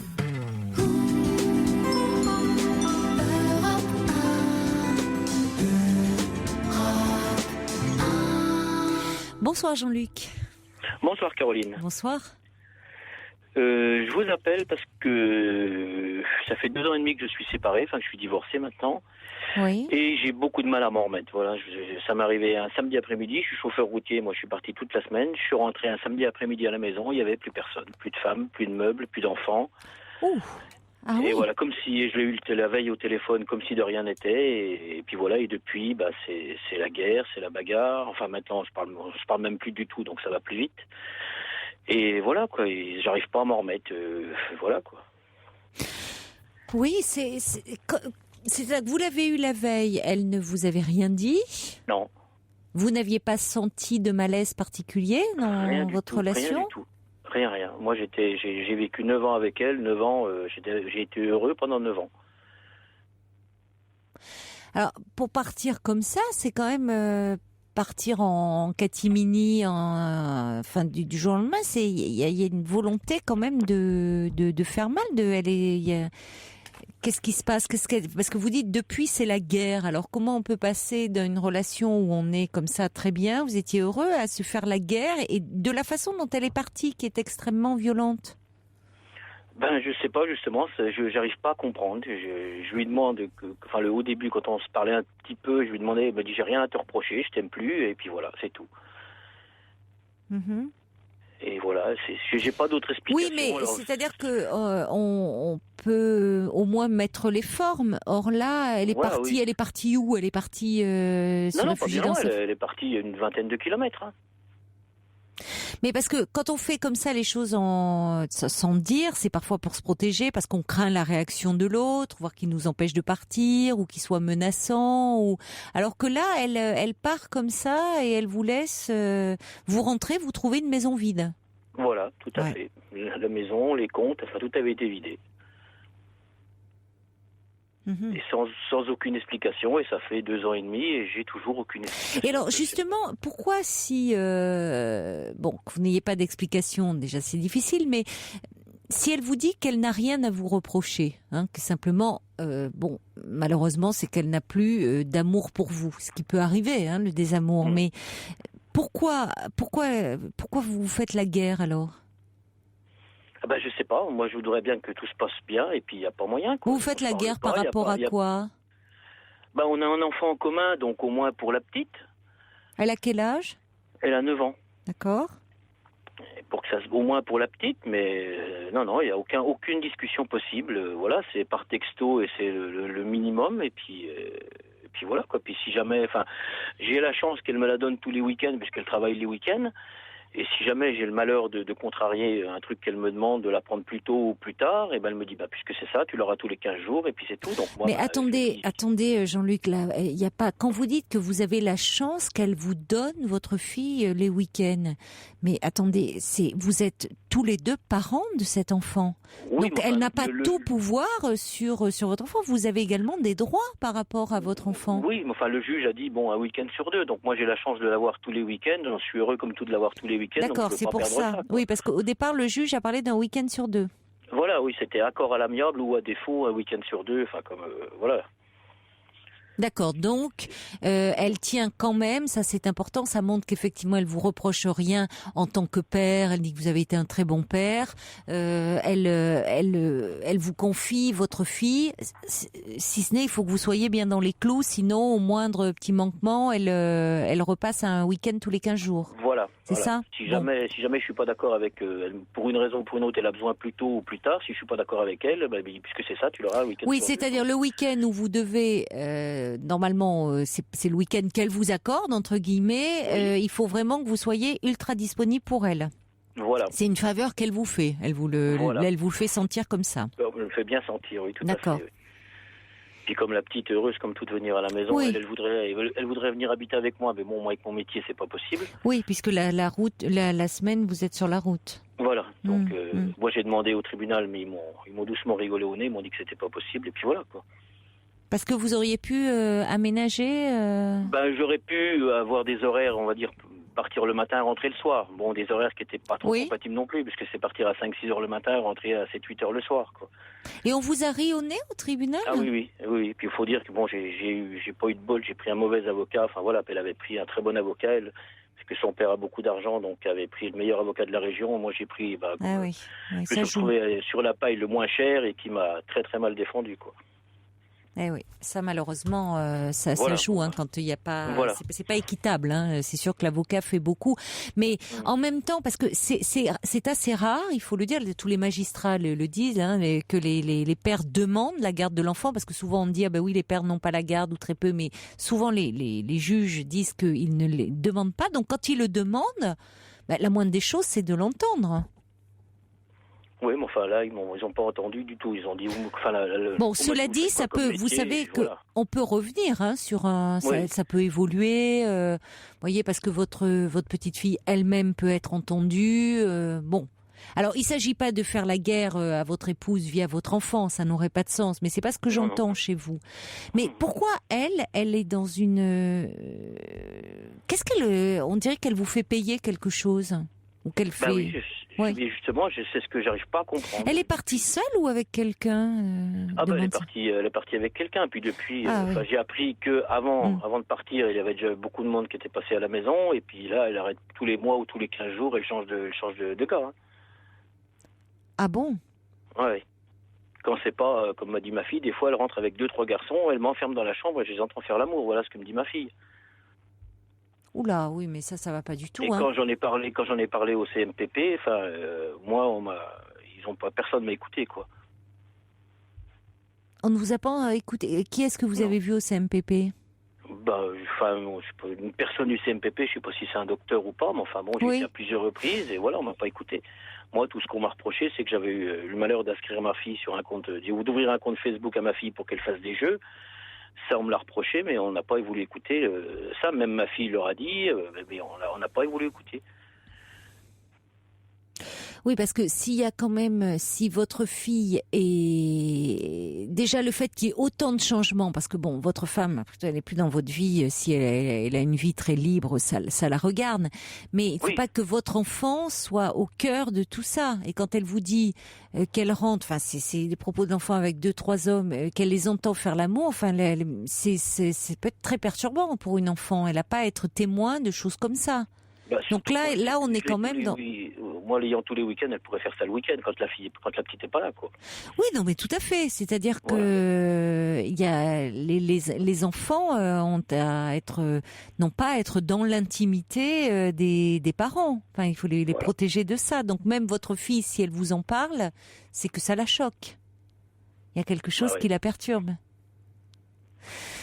Alors, au CMP, vous pensez qu'ils vous ont pas entendu parce qu'ils pensent que c'est du règlement de compte entre. Je pense, oui. Moi, j'y étais 2 ou 3 fois, et puis je me suis aperçu que ça avait servi à rien. J'ai même contacté les assistantes sociales, ça servait à rien.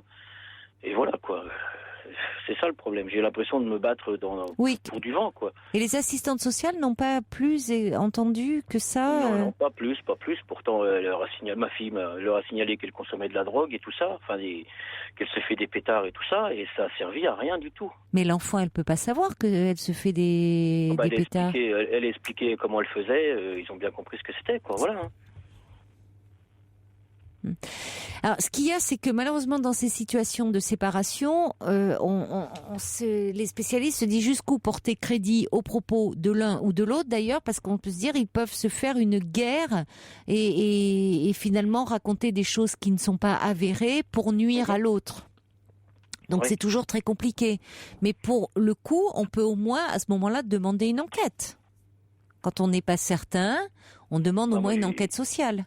J'ai fait des courriers au procureur des Républiques qui n'ont pas abouti non plus. Oui, parce que le procureur, ça relève pas pour le coup du procureur de la République. On n'est pas dans des faits de violence, de délit. Oui, ça serait plus à ce moment-là le juge des enfants. Puisque lui est là pour recharger de la protection des mineurs. Donc le juge des enfants, lui, pourrait être plus sensible et demander une enquête au moins, qu'il y ait une enquête sociale. Ou votre petite fille pourrait. Comme les assistantes sociales qui préviennent avant de venir, voilà quoi.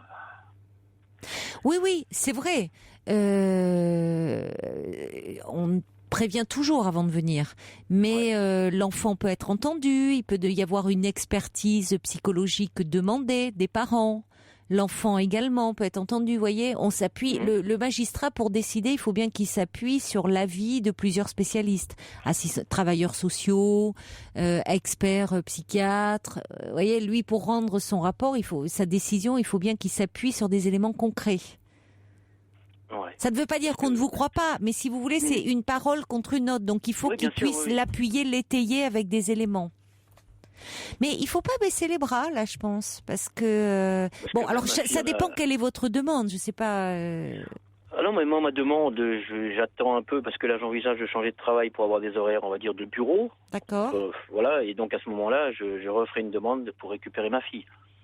Et sinon, votre fille, comment vous parle-t-elle de sa maman? Quel lien a-t-elle avec elle? Qu'est-ce qu'elle dit? Ça n'a pas l'air d'être quand même trop bien, puisque déjà, d'après ce que me dit ma fille, moi je suis pas là-bas, donc. Oui.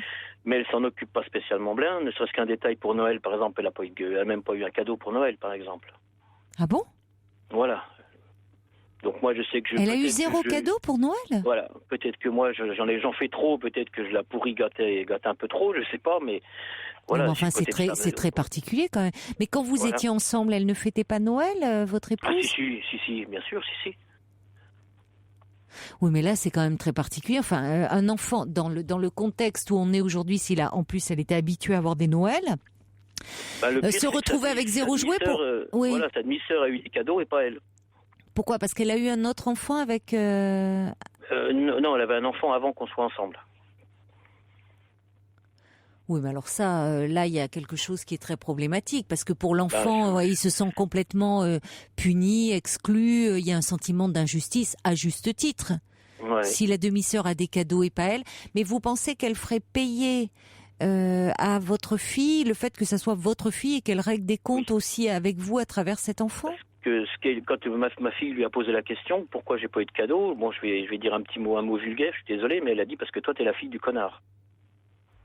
Voilà, oui, mais ça c'est grave parce que là elle vous désavoue complètement et dire ça à un enfant quand on parle de son parent en ces termes-là, c'est faire violence à l'enfant. Hein.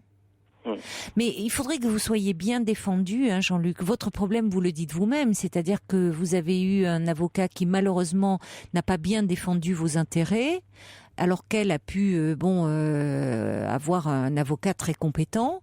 Mais vous devriez quand même pouvoir trouver dans votre région, là où vous êtes, quelqu'un qui saura vous entendre et défendre vos intérêts et l'intérêt de votre petite fille, parce que votre fille aussi peut avoir un avocat. Hein. Oui. Elle peut demander, même à 9 ans, elle peut demander un avocat. Ah, elle peut, oui, il y a il y a des avocats pour les enfants, hein, dans ces situations-là. D'accord. Faut faire la demande, faut que ça soit elle qui fasse la demande, la petite directement. Non. Mais je peux la faire pour elle, c'est au tribunal. Oui. Il faudrait que vous demandiez, parce que après ça peut même se redemander. Mais alors il faudrait construire un dossier solide, hein, évidemment. Mais demander. Là, il faut que vous soyez bien soutenu par un avocat, parce que même le juge aux affaires familiales, il peut y avoir toujours une révision de jugement au vu de nouveaux éléments. Bon, quand elle dit effectivement, quand elle dit à la petite cette histoire de l'enfant n'a pas de cadeau à Noël, mais ça s'inscrit dans tout un contexte. Et pourquoi elle n'a pas de cadeau? Parce que elle est la fille du connard. Le connard, c'est vous. Bon, donc.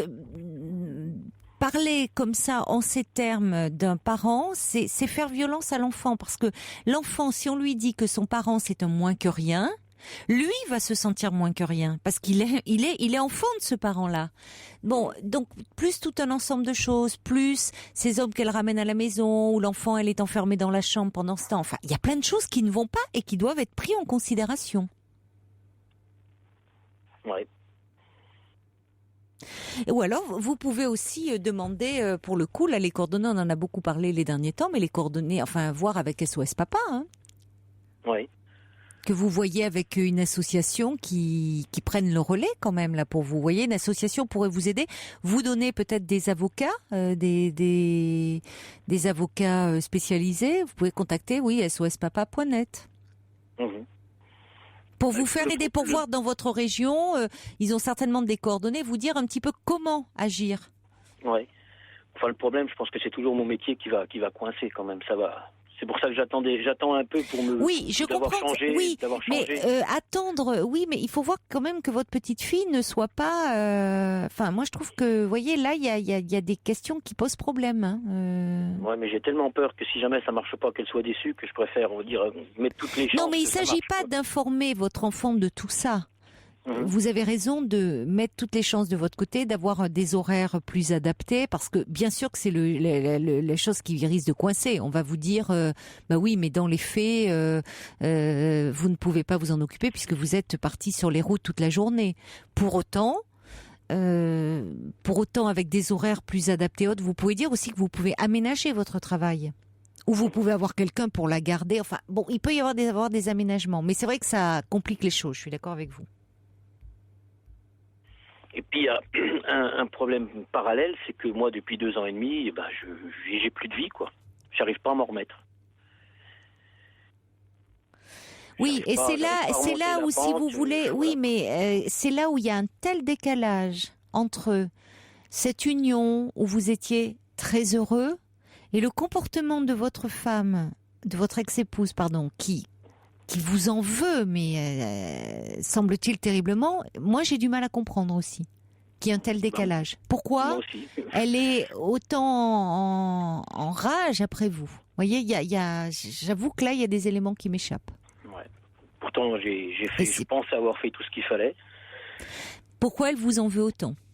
Ouais, c'est pour ça. Parce que c'est là où il y a... Et c'est peut-être là où peut-être, du coup, vous avez du mal à être entendu parce que vos interlocuteurs se demandent aussi comment, alors que vous êtes si nostalgique de cette union qui vous a rendu tellement heureux, et qu'aujourd'hui, on arrive à la guerre, comme vous dites, et de quelle façon? Vous voyez, il y a vraiment un décalage, c'est-à-dire que vous êtes dans quelque chose qui est de cette union très idéalisée, et dans les faits, aujourd'hui, votre ex-femme a un comportement très problématique quand même. Et y compris n'est pas en tant que mère, c'est son comportement de mère qui est très problématique par rapport à votre fille. Donc il y a un décalage total et je pense que c'est là où vous avez du mal à être entendu parce qu'on peut penser que vous êtes en train vous aussi de régler des comptes. Ouais. Bon, enfin, avec son ancien compagnon, elle a fait exactement comme elle a fait avec moi. Elle est partie. Oui, mais vous ne le saviez pas. C'est ça, c'est-à-dire que malgré tout, vous regrettez cette histoire. Si je le savais, parce que oui, mais c'est toute votre ambivalence, Jean-Luc. C'est-à-dire que aujourd'hui, vous êtes voilà, il y a ces situations compliquées avec votre fille, mais malgré tout, vous semblez regretter cette histoire et cette femme. Ah oui, il se passe pas une journée sans que je regrette. Ben oui, mais pourtant, franchement, quand vous la décrivez, ça fait peur, hein. Oui, mais je sais, c'est ce que tout le monde me dit. Donc c'est toute votre ambivalence. Et c'est pour ça que vous n'arrivez pas. Mais moi, ce qui me préoccupe, c'est que vous n'arrivez pas non plus à protéger votre enfant, du coup. Parce que si réellement, je dis bien si réellement, hein, je ne sais pas ce qu'il en est, on a toujours une version. Si réellement votre petite fille vit ce qu'elle vit, c'est très inquiétant. Et ça mériterait un signalement. Ouais. Je vous le dis tel que je le ressens. Moi, je vous dis, j'ai contacté les assistantes sociales et puis ils sont déplacés. Oui, mais en même temps, si on sent une ambivalence entre ça et le fait que, voyez, alors bon, en même temps, vous avez le droit d'être nostalgique de cette union et pour autant de signaler qu'il y a des faits préoccupants concernant votre enfant. Mais bon, est-ce que votre enfant raconte des histoires parce qu'elle vous sent très malheureux de cette situation? Je sais pas aussi. Vous voyez, oui, voilà, c'est compliqué aussi, hein. C'est pour ça, moi, je sais uniquement ce qu'elle me dit. Comme je rentre pas chez elle, donc je sais pas du tout ce qui se passe chez elle, quoi. Voilà. Bon, par rapport à vous, si vous n'arrivez pas vraiment à émerger et que vous êtes toujours dans cette souffrance liée à cette rupture, vous pouvez aussi un peu vous faire aider déjà. Peut-être ça vous permettra d'y voir plus clair et de voir comment faire la part des choses, ce qu'il en est, et mieux faire la part des choses entre ce qui relève de vous en tant que mari en grande souffrance par rapport à cette séparation, et puis vous dans votre rôle de père, ce qu'il y a lieu de faire ou pas. D'accord ? Parce que je crois que c'est ça qu'il faut distinguer et qui vous embrouille l'esprit. C'est que vous n'arrivez plus à faire la part des choses entre ce qui relève du conjugal, de votre couple, où vous êtes très nostalgique de cette histoire, et en même temps, où en tant que père, vous êtes préoccupé par rapport à ce que vous dit votre enfant. Tout est très confus dans votre tête. Donc c'est aussi ce qui vous empêche un peu, même si vous avez agi, mais ce qui vous empêche peut-être d'aller au bout des choses. Bon courage. Bon courage, Jean-Luc. Je vous remercie beaucoup. Au revoir. Merci, bonne soirée. Au revoir. Pour parler à Caroline Dublanche, appelez le 39 21 34 centimes la minute. Europe 1. Bonsoir Nicole. Oui, bonsoir. Bonsoir. Je m'excuse de vous déranger à cette heure-là. Ah mais je suis là jusqu'à 1h. Vous ne me dérangez pas du tout, Nicole. On n'a plus trop longtemps à parler, quoi. Oui. C'est mon mari qui a fait une tumeur cérébrale en 2006. Et bon, il a failli y passer, mais il s'en est remis. Et après, 2 ans après, il a fait un AVC. Donc là, maintenant, il est paralysé entièrement, quoi. Il a été 3 ans alité. Là, ils ont essayé de le remettre au fauteuil. Et moi, le problème, c'est que je culpabilise, mais depuis le début. Oui. Je me dis pourquoi lui et pas moi. Et puis, je le lâche pas. Je peux pas le lâcher. C'est-à-dire que je suis toujours à côté, je le materne, quoi. Oui.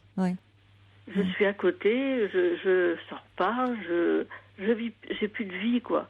Alors, mais je m'en veux pas, mais je me dis, pour lui, est-ce que c'est bien? Moi, je sais que c'est pas bien parce qu'on me le dit, mais je vois pas ce que je peux faire, quoi. Les gens qui sont... Oui, vous n'arrivez pas à faire autrement, en tout cas. Non. Il y a quelque chose de plus fort que vous, qui fait que vous ne vous autorisez pas, vous, à avoir des petites échappées, des moments... Non, j'ai pas le droit, puisque lui, il peut pas. Voilà. Dans ma tête, c'est ça. Oui, vous vous sentez lui... terriblement responsable et même coupable. Hein. Vous dites pourquoi lui et pas vous. Pourquoi lui et pas moi. Oui, mais ça, on ne choisit pas. Ben oui, mais bon, tout le monde me dit, mais c'est vrai que je gâche ma vie, quoi, parce que bon, on n'est pas vieux, mais j'arrive même pas à sortir, quoi. Si je sors, je regarde ma montre sans arrêt en me disant, mais moi, toi, tu sors, lui, il peut pas. C'est affolant. Oui, mais la différence, c'est que vous disposez de toutes vos facultés physiques, de tous vos moyens physiques. Ouais. Donc, vous vous retrouvez à vivre la vie d'une personne qui, malheureusement, suite à un AVC, serait entièrement paralysée, alors que vous ne l'êtes pas. Vous êtes paralysé, vous, dans votre tête, c'est-à-dire vous empêchez de vivre. Mais oui. votre mari, malheureusement, n'a pas la possibilité de le faire, est très fatigué, n'en éprouve pas forcément le désir, parce que compte tenu de son état, vous êtes totalement identifié à lui.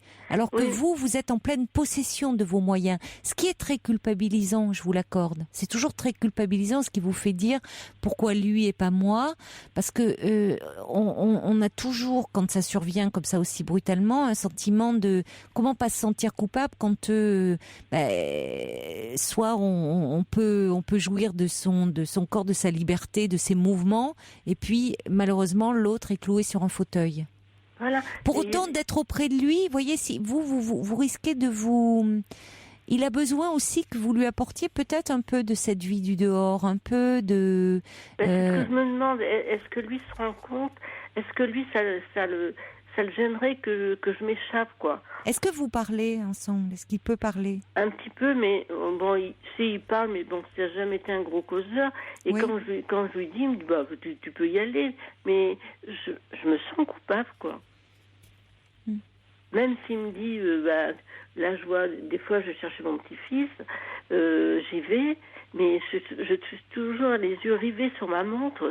J'ai peur de le laisser. Bon, avant sa tumeur, il a fait une crise d'épilepsie qui m'a fait énormément peur. Et depuis, je suis angoissée de le laisser. Alors, tout le monde me dit, mais bon, c'est pas parce que vous partirez, il y a les aides-soignantes le matin, voilà, vous ne le laisseriez pas seul, vous le laisseriez non. Quand les moments où vous partiriez. Mais je peux pas, j'arrive pas.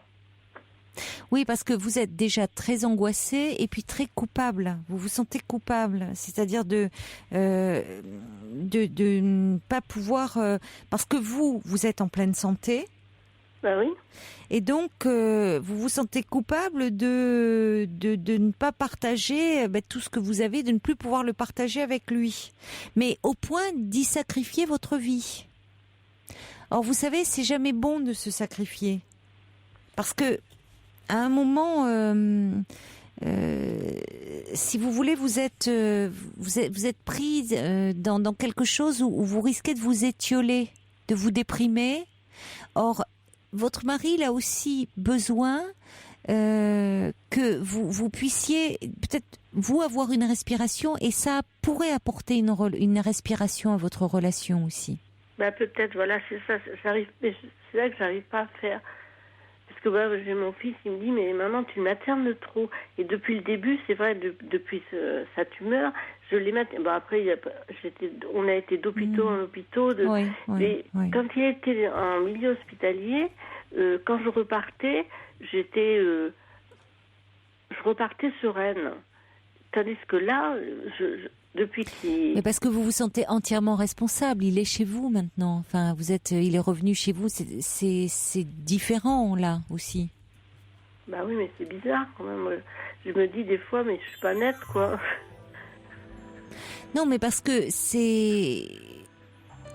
il y a quelque chose où lui, vous le sentez, il est diminué, et vous, du coup, vous ne vous autorisez pas à pouvoir continuer à vivre comme avant. Bah alors oui, c'est pas comme avant, puisque de toute façon, il y a cette réalité-là, mais il faut aussi que vous ne vous épuisiez pas dans cette situation. Il faut que vous ayez des moments où vous vous ressourcez. des moments où aussi vous allez lui apporter autre chose, de l'air de l'extérieur, à tous les sens du terme. Est-ce que lui serait pas malheureux si je m'échappe, quoi? Voilà. Posez-lui la question, je ne crois pas. Parce que vous vous échappez, mais de toute façon, lui ne peut pas faire ce que vous faites. Et vous pourriez lui apporter quelque chose d'une vitalité, de quelque chose aussi que lui il ne peut plus en jouir en ce moment. Réfléchissez-y quand même. Il faut qu'on se quitte, mais on pourra en reparler peut-être un autre soir. Bon courage, parce que c'est pas facile ce que vous vivez. Au revoir, Nicole. Très belle nuit à vous, faites de jolis rêves. Il est maintenant 1h sur Europe 1, l'heure des infos présentée par Annabelle Villemont. Bonsoir Annabelle.